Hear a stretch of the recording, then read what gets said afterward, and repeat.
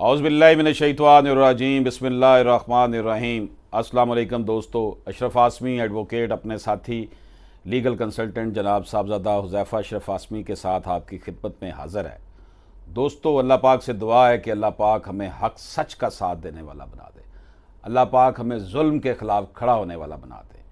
دوستو، اگر باپ نے اپنی زندگی میں تملیک کر دی ہو، تقسیم کر دی ہو پراپرٹی کہ یہ تمہاری ہے، یہ تمہاری ہے، یہ تمہاری ہے، اگر تملیک میں یہ کیا ہو کہ بیٹیوں کو بالکل تھوڑا سا حصہ دیا اور بیٹوں کو زیادہ نواز دیا ہوگا، تو آپ اس کو چیلنج کر سکتے ہیں، باپ کی زندگی میں بھی چیلنج کر سکتے ہیں، باپ کے مرنے کے بعد بھی چیلنج کر سکتے ہیں۔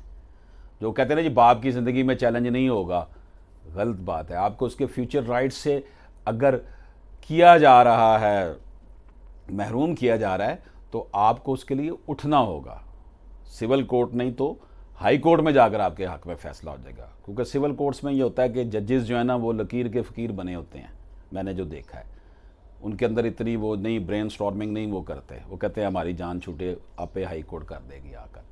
تو اس لیے اگر تملیک ہو گئی تھی زندگی میں، ابا نے کر دی تھی کہ جی یہ بھائی کا ہے، یہ بہن کا، بھائی کو 100 ایکڑ دے دی اور بیٹی کو 100 ایکڑ کی بجائے، اب دیکھیں زندگی میں اگر دیا جائے نا تو سب کو برابر دیا جاتا ہے، تو 100 ایکڑ اس کو دی اور بعد میں جناب بیٹی کو 5 ایکڑ دے دی تملیک میں، تو یہ کوئی تملیک نہیں ہے، یہ ڈسکریمنیشن ہے، یہ فراڈ ہے، یہ مس ریپریزنٹیشن ہے، یہ انڈیو انفلوئنس ہے۔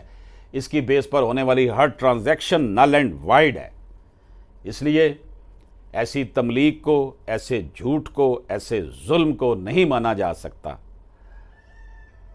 اس لیے آپ کا یہ رائٹ بنتا ہے کہ اپنے پراپرٹی رائٹس کے لیے آپ اٹھ کھڑی ہو، اس کے لیے سول سوٹ کریں۔